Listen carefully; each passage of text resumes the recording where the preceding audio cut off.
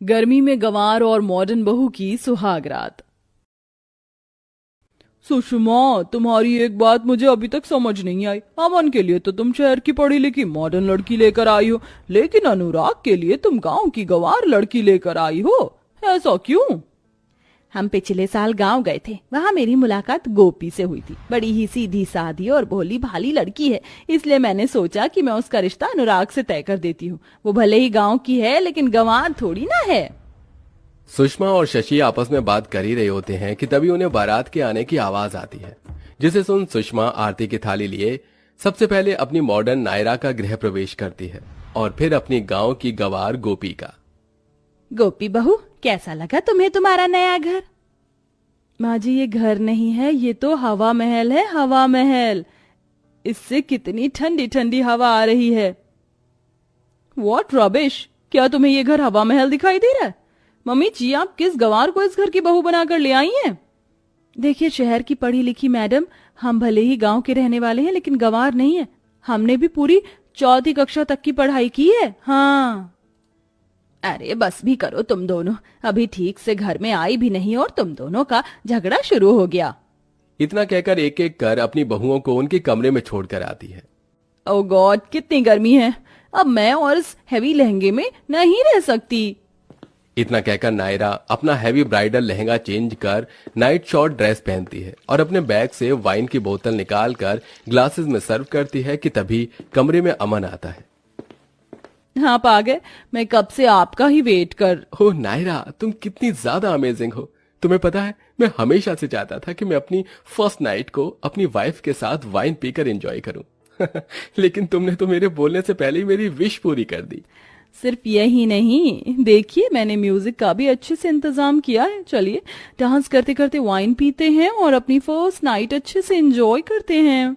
जहां एक तरफ मॉडर्न बहू मॉडर्न तरीके से अपनी अपनी फर्स्ट नाइट एंजॉय करती है, वहीं दूसरी तरफ मोरी मैया, कितनी गर्मी है, गला सूख रहा है। कमरे में बैठी गोपी गर्मी और प्यास की वजह से परेशान हो रही थी कि तभी गोपी की नजर बेड के साइड पर रखे मिनी फ्रिज पर जाती है। ये क्या है? ये तो किसी डब्बे जैसा लग रहा है। गोपी जैसे ही मिनी फ्रिज को खोलती है तो उसके अंदर से आ रही ठंडी हवा और लाइट को देखकर डर जाती है। हाय रे दैया, ये क्या बवाल है! राम राम, लगता है कोई भूत है। बापू कहते थे जहाँ कहीं भी चुड़ैल भूत होता है वो जगह बहुत ठंडी होती है। बेचारी गंवार गोपी डर में कमरे के कोने में जाकर बैठ जाती है कि तभी वहां अनुराग आता है। अरे गोपी, इतना बड़ा कमरा है और तुम हो कि यहाँ कोने में बैठी हो? भूत भूत है उधर। क्या? भूत? कहाँ है भूत? वो तो रहा आपके पीछे। अनुराग जैसे पीछे मुड़कर देखता है तो उसे अपना मिनी फ्रिज खुला हुआ दिखता है, जिसे देख अनुराग को हंसी आ जाती है। अरे गोपी, वो कोई भूत भूत नहीं है, बल्कि मिनी फ्रिज है। जैसे किचन में रखने के लिए बड़े फ्रिज होते हैं ना, वैसे ही रूम के लिए मिनी फ्रिज होते हैं। क्या? तुम भी ना गोपी, चलो अब तुम जाकर अपने कपड़े चेंज कर लो। अनुराग की बातें सुन गोपी जैसे ही बाथरूम के अंदर कपड़े चेंज करने के लिए जाती है। हाय रे दैया, ये क्या!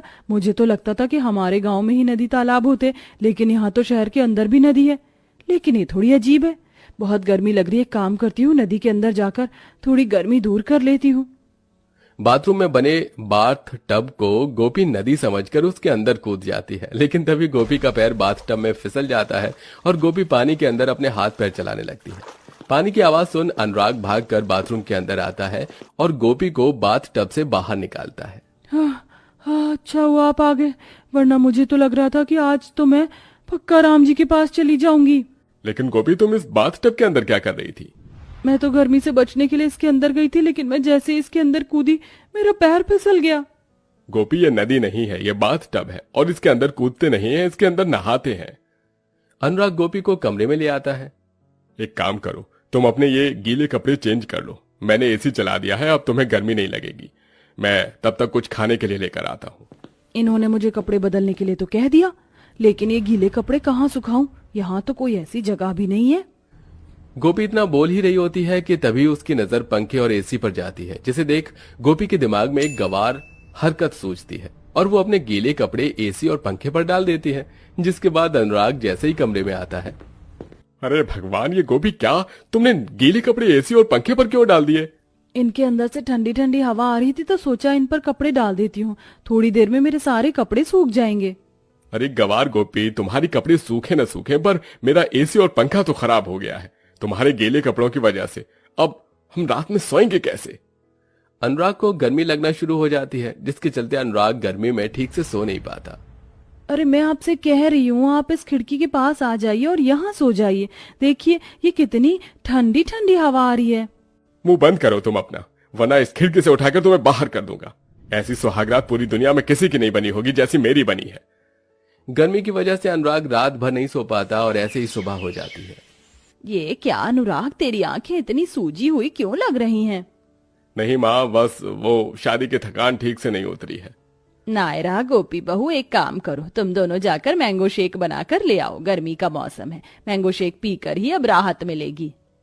सुषमा की बात सुन नायरा और गोपी किचन में जाती हैं और नायरा मैंगो शेक बनाने लगती है। गोपी, मैंने मैंगो शेक बना दिया। एक काम करो, तुम फ्रिज खोलकर इन सभी ग्लासेस में बर्फ डाल दो, मैं अभी आती हूँ। नायरा की बात सुन गोपी जैसे ही फ्रिज खोलकर बर्फ निकालती है। ये बर्फ के टुकड़े तो कितने ठंडे ठंडे हैं। अगर ये बर्फ के टुकड़े मैंने कपड़े के अंदर डाल दिए तो मुझे बिल्कुल भी गर्मी नहीं लगेगी।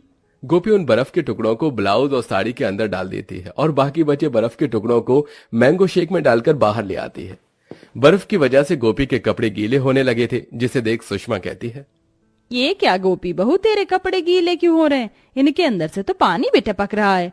माँ जी, मैंने अपने कपड़ों के अंदर बर्फ के टुकड़े डाल दिए थे, बहुत अच्छा लग रहा है, बिल्कुल गर्मी नहीं लग रही है। क्या कहा तुमने? बर्फ के टुकड़े अपने कपड़ों के अंदर डाल दिए? गंवार, बर्फ खाने के लिए होती है, ना कि कपड़े के अंदर डालने के लिए। हाँ गोपी बहू, हम तो घर वाले हैं, अगर कोई बाहर वाला तुझे ऐसी हरकत करता देख लेगा तो हमारे घर की क्या इज्जत रह जाएगी। आइंदा ऐसी हरकत होनी नहीं चाहिए, समझी?